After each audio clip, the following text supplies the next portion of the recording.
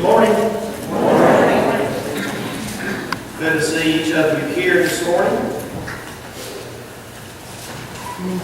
Rachel has invited the ladies to come to the house Tuesday night at 6 o'clock for an hour devotional.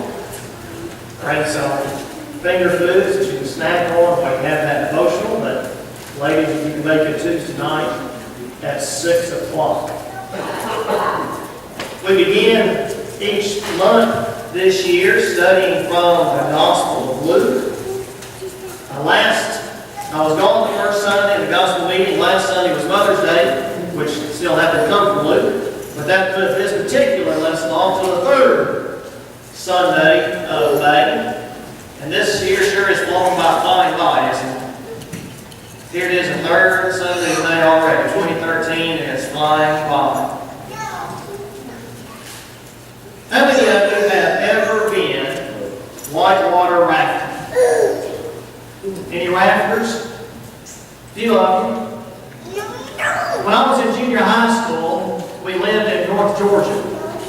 And in that particular location, there are several different directions we could leave out of the town, and we would pass by a river that was rafting.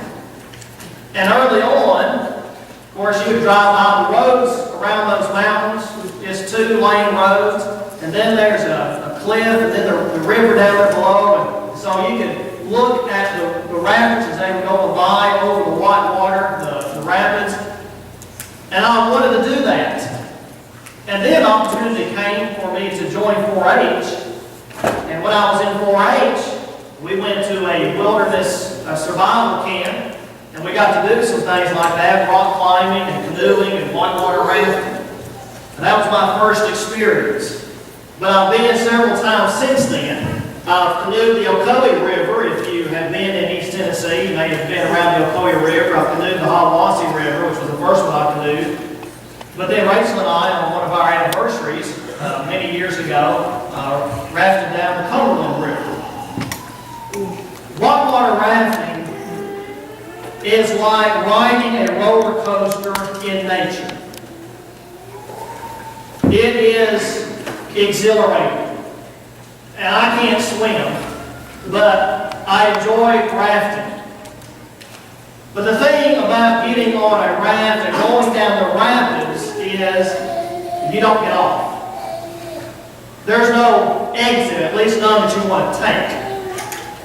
You put a helmet on in case you do get thrown out. They teach you how to sit, to prop yourself in. You have to learn how to go with the flow so you don't get bumped out.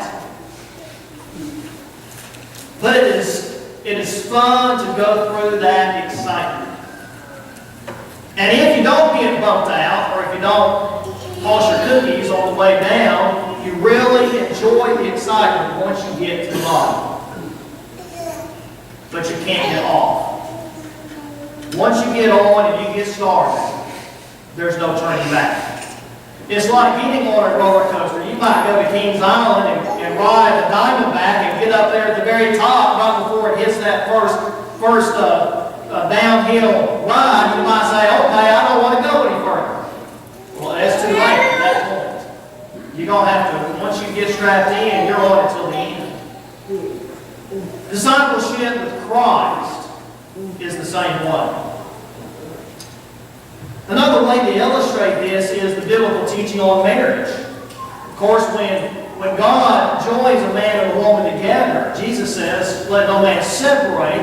And so when a man and a woman say, I do, God intends for that relationship to last until death, or one of the people are guilty of sexual unfaithfulness. Otherwise, once you say, I do, that's it.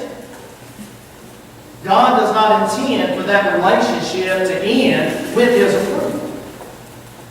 To illustrate, perhaps, that when God calls us to join Him in our marriage to Christ, in our covenant to Christ, it's a one-way trip. You don't get off once you give yourself to Christ. And so this morning I want us, in looking at some lessons that Jesus gives us from the Gospel of Luke that apply to our everyday life, look at these last dozen verses from Luke chapter 9. So I would encourage you to turn there, Luke 9, beginning in verse 51. If you're using the Bible in the pew, it's page 868. Now, in keeping with the title of the lesson, Remember Lot's Wife, let me remind you of what happened to Lot's wife.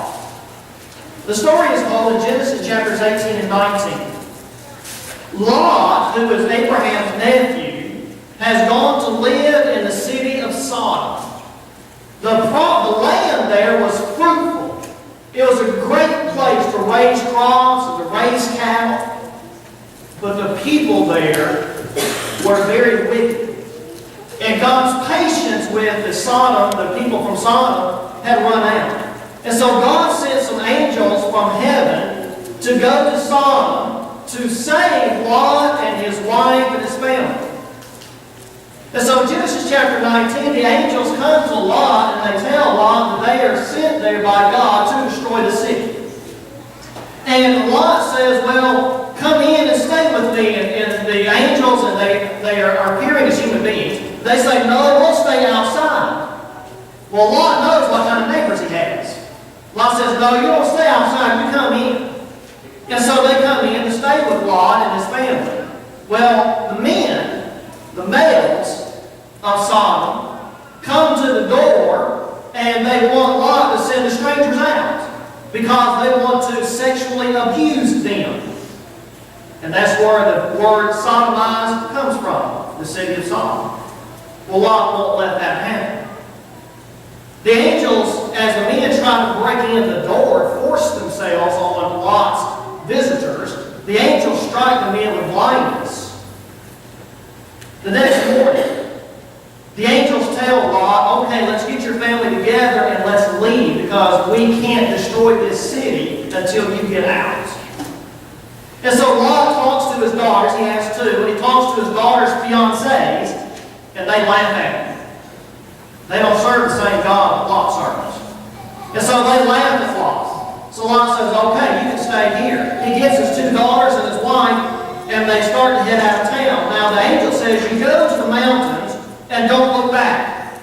You go up to the mountains, don't stay in the valley because we're going to destroy everything in the valley. Sodom and its sister city of Gomorrah and everything in between.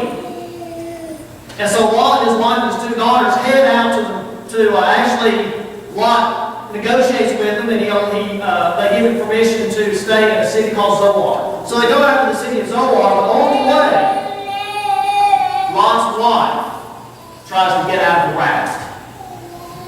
Lot's wife looks back at the destruction that is coming on Sodom from heaven. God rains down fire and sulfur on Sodom and Gomorrah, and Lot's wife turns back. And God turns her into a pillar of salt. And the point of that illustration there is that when God says for us to do something, He expects us to follow through. Now, it was totally by the grace of God that Lot and his family were given the opportunity to leave. Lot was not sinless. God didn't owe him salvation in that sense. God could have killed Lot and his family, and he would still be a righteous God. But God saw that Lot did have a heart to serve God, so He gives him that opportunity to be saved. And so Lot gets his wife and his two daughters, but his wife does not take that part off. Do not look back. 4 words. And Lot's wife doesn't take it seriously.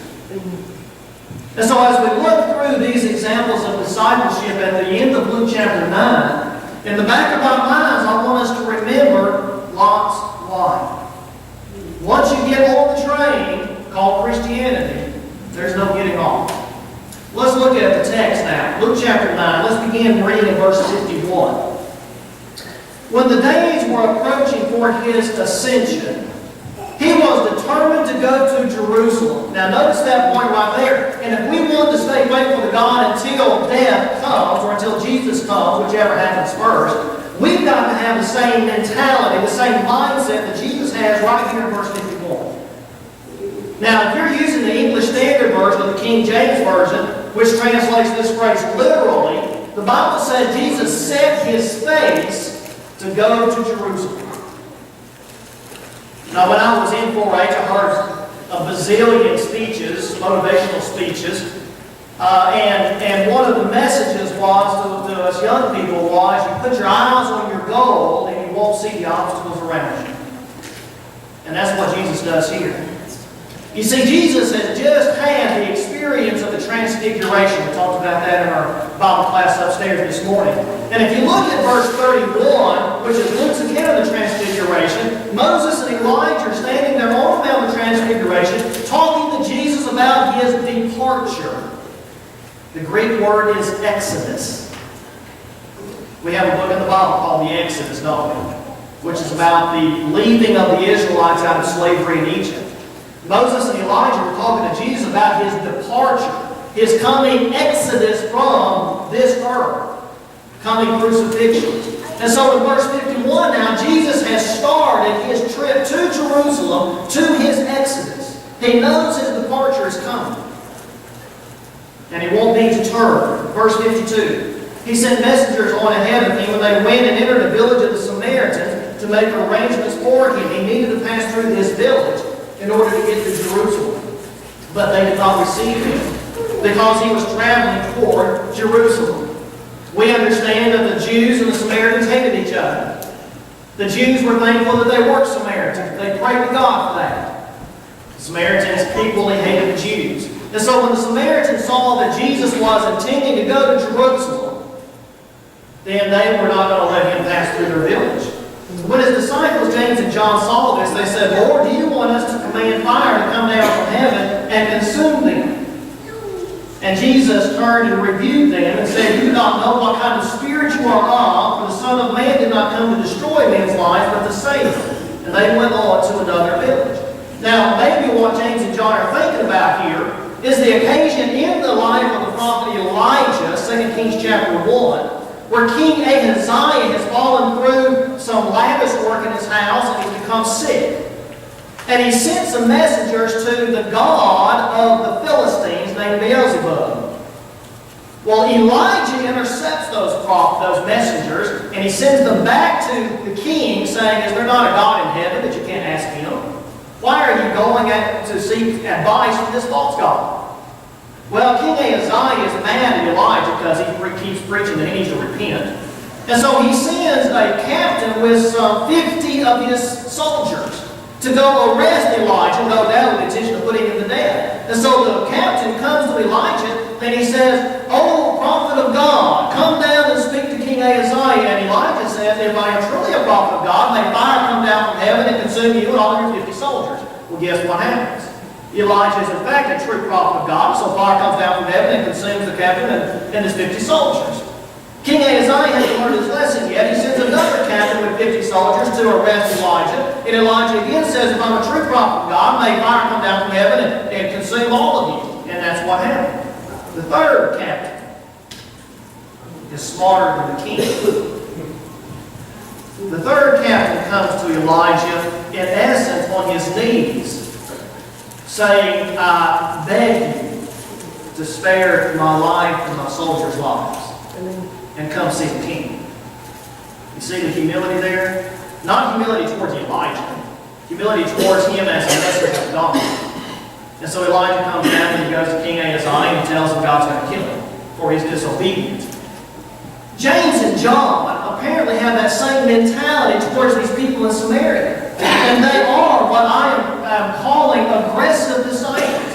They want to call down fire on these Samaritans and send them into eternity just like that. And Jesus says, no, it's not time yet. Now, Jesus will one day send people into eternity in the devil's hell. But Jesus says right now is not the time. Sometimes you and I can get a little over-aggressive in trying to persuade people that they are on the wrong path. And we come across as being harsh. We can come across as blunt. We can come across as unloving. Sometimes if we talk to people about